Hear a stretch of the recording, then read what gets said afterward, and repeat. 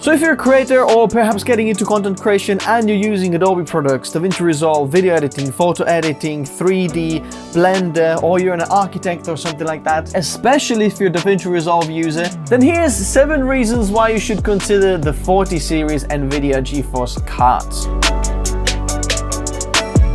By the way, you might have noticed that this video is sponsored by NVIDIA and Zotac, but what does that mean? I've got to explain something very quickly because otherwise you think that they paid me to say these things, which is not actually true. Well, my friends from Zotac reached out to say, look, if you were to make a sponsored video about NVIDIA graphics cards for content creators, what would you talk about? And I said, I talk about these 7 reasons, and they said, cool, sounds good, we'll sponsor that video, make the video. And here's the video. And if you have been familiar with the channel, I've been talking about these things all the way since the 40 series were launched. So it's a win-win situation. In a moment, you're gonna see how the 4080 is more than twice as fast as the much more expensive and higher end 3090 Ti from previous generation. Bear in mind, the 4080 is not even the best card of the 40 series. Number one thing that I want to talk about is the encoders and decoders inside the GPUs,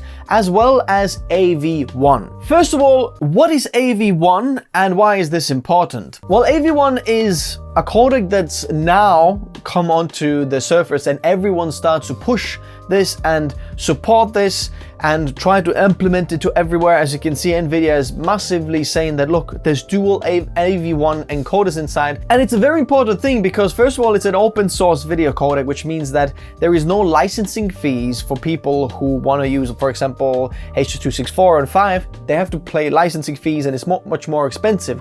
But all the big streaming platforms, when we're talking about Netflix, Google, YouTube, I mean, everybody is in the game using the AV1 because this is going to save them and you and me.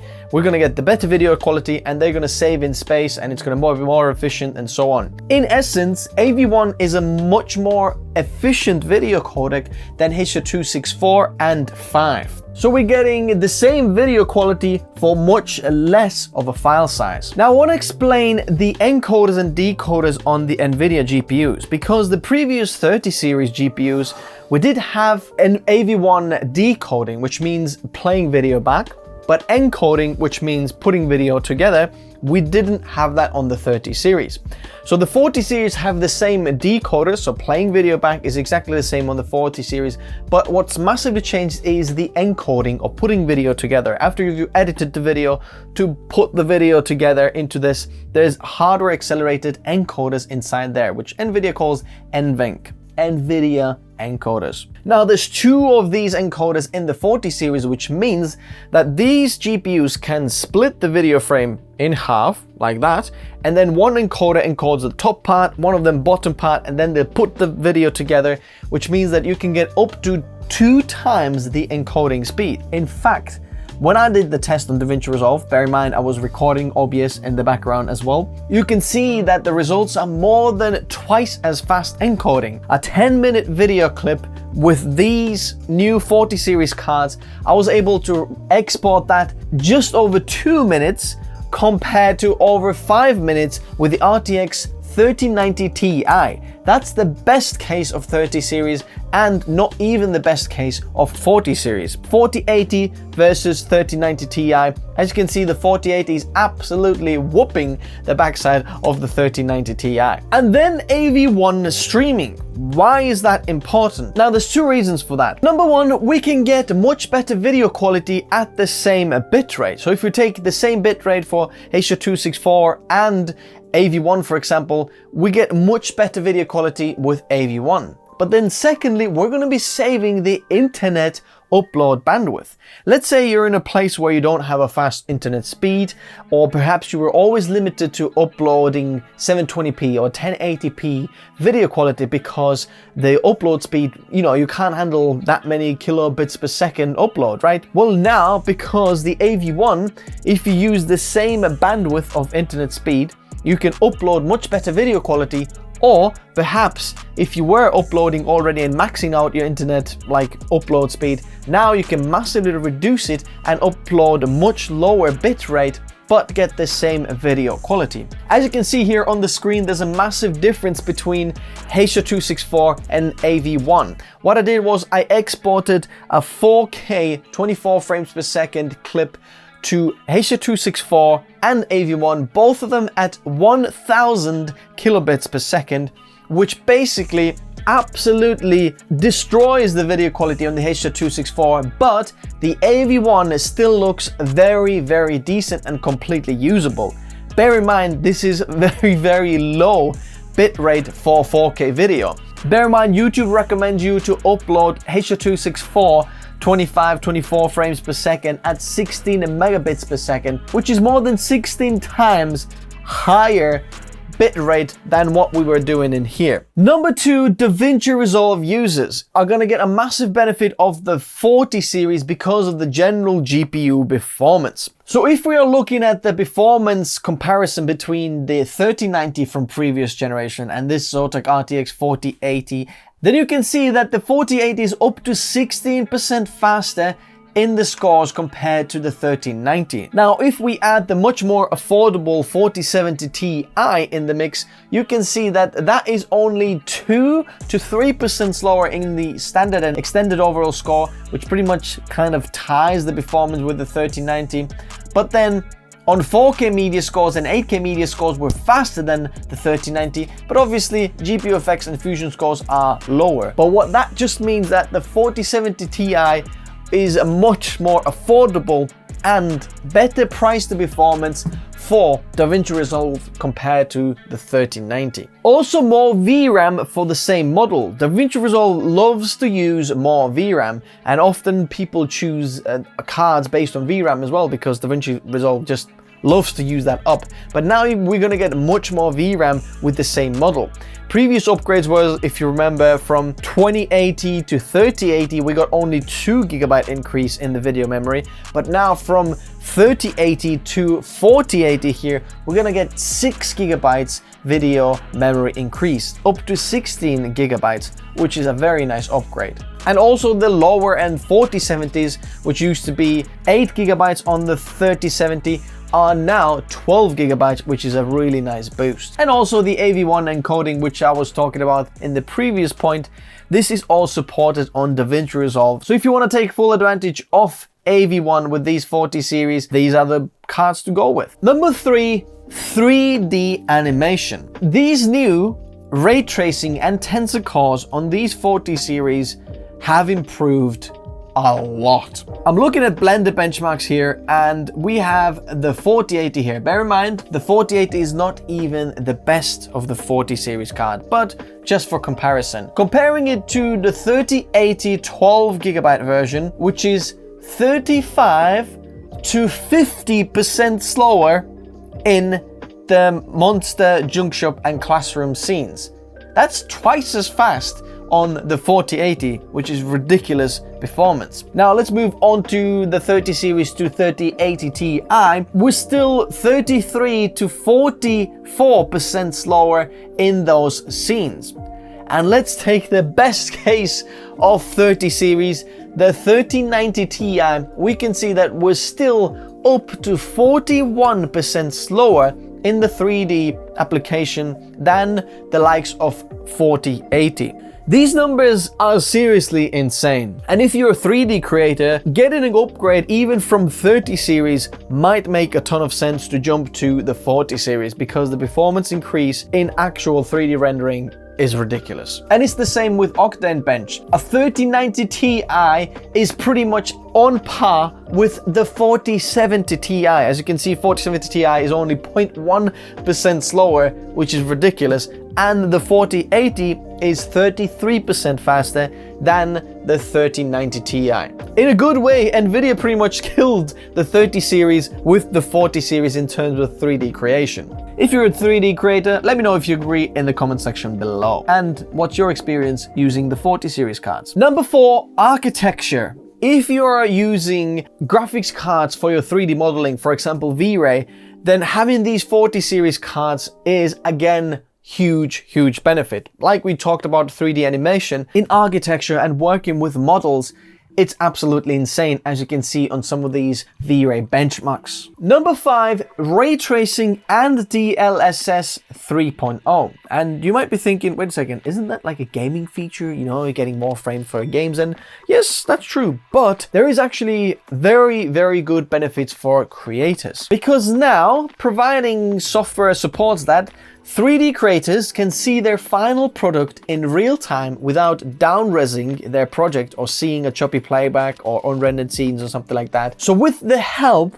of DLSS 3, the new RT cores and shader execution reordering on the 40 series, 3D creators can create 4K 60 frames per second real time, which is unmatched performance. I'm not sure if you were able to do that ever before these 40 series. Now, the more software builds support for the ray tracing and DLSS, we can see creators benefiting from this feature a lot and making the 3D creation not just faster, but also more pleasurable, because you can see your final product in real time, already kind of rendered out scenes, 4K 60 frames per second. That's amazing. Number 6, creators working with Adobe products. They can also have a boost in performance. For example, looking at Premiere Pro, the biggest difference would be obviously exporting video. Because of the dual encoders, we still get the benefit of that. But not just only that, but also GPU accelerated effects. So if you're doing a lot of color grading, for example, in Premiere Pro and using Lumetri Color, which is GPU accelerated,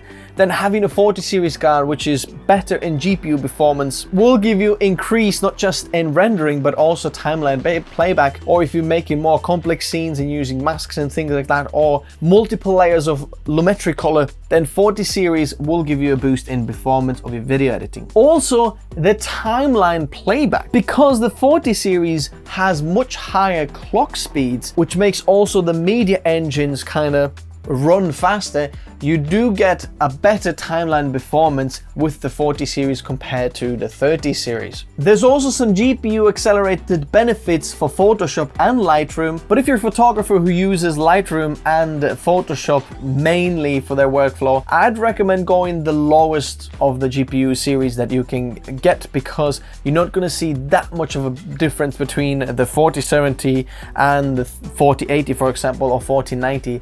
The performance increase will be absolutely marginable. So to save money, go with the lowest you can find on the 40 series. But also AI enhanced details that can be supported on GPU. And there's much more to come as Adobe builds support for these 40 series and all of the hardware acceleration that these GPUs have that the software can utilize. And number 7, which for me is one of the biggest ones perhaps, and that is the power consumption. And this is huge. Often we see the new generation of, tech use more power than the previous generation because we want to push more performance out, we push more, power through this. But NVIDIA has taken a step backwards with the 40 series in a good way. They've saved a ton of power on their cards because of the TSMC's 4nm process that all of these cards are based on. Number 1, I never saw these cards pull the rated TGP power or TDP power from these cards unless I was synthetically benchmarking these cards. But in the 3D benchmark scenes, I never saw those cards even close to those numbers. Number 2, average power consumption is so much more important than peak power consumption. Even though these cards, the higher end cards like this 320 TDP card or the 4090 that's 450 watts rated, even though it can peak there and perhaps sometimes even over, which means you might need a little bit of a higher end PSU, the average power consumption is the one that matters because that's what gives you performance per watt. And also that's what you pay the electricity bill for. So in here you can see some benchmark results, and I'm using the 4090 versus the 3090, which are one of the worst case scenarios. A 4090 that's really high end and uses up to 450 watts, and a 3090 which is a 350 watts, which kind of seems like it's got an edge here in terms of power consumption. Bear in mind, I could use the 3090 Ti, which is an even higher end card and matches the 450 watts, but then the 30 series will look even worse. So I'm giving the best benefit of doubt and using the 3090 because we'll get the best performance with the kind of a lowest power consumption TDP, if that makes sense, because this card gets much more power pulled from it, but the performance increase is only a little bit. So I measured the average wattage during the Blender, Monster Scene benchmark, OctaneBench, and VRAM. And when you look at the benchmark results, you can see higher scores and lower power consumption on the 40 series. Now, performance per watt, you can see is absolutely ridiculous. It's 2 to 3 times better on the 4090 than on the 3090. And bear in mind, we're giving the worst case scenario for the 40 series and the best case scenario for the 30 series kind of a thing. With the 4080 and 4070 Ti that we have over here, the measurements will be even bigger because those cards match the TGP or TDP of the previous generation cards, but the performance increase will still have the same amount of cap, which means performance per watt will be even bigger. But just to underline one more time, the 4090 is rated 100 watts more than the 3090, which is 28% more power per board, which means we can add at least 28% in terms of performance per watt when we compare the 4070 or the 4080 to the previous generation. So with the 40 series, you're not just going to be getting your creation done faster, you're going to be also saving on the electricity bill, which here in Europe and around the world seems to become more and more of a bigger problem. And everyone wants to save on their electricity bills. So in conclusion, I could have made this video so much longer and talk about every single little fine details, but I wanted to show you 7 different creation ways that opens doors to content creation, why these 40 series are absolutely killer cards. I'm using a 40 series card, by the way. So if you're a creator, I highly recommend checking out the 40 series cards and your software that you're using, because you might be sitting on a huge boost in performance when going with the 40 series. And I highly recommend checking out the Zotac cards here, which are not just very good in performance, but also very affordable models. Check out the 4080 Zotac model and the 4070 Ti, as well as the 4070. I'm gonna leave this in the description below if you want to check them out. Also the 4090 if you want to, because it's the best of the best, right? I'll leave them all linked below. Thanks Zotac and NVIDIA for sponsoring this video, and I'll see you next time. But hey, if you do want to build yourself the best bang for buck creator PC, then check out the build guide in the video description below. There's a video for you, whatever your price point is. There's 4 videos there. Pick the one that's closest to your budget and then configure it to your needs. I'll explain everything down there. Thanks guys for watching. Bye bye.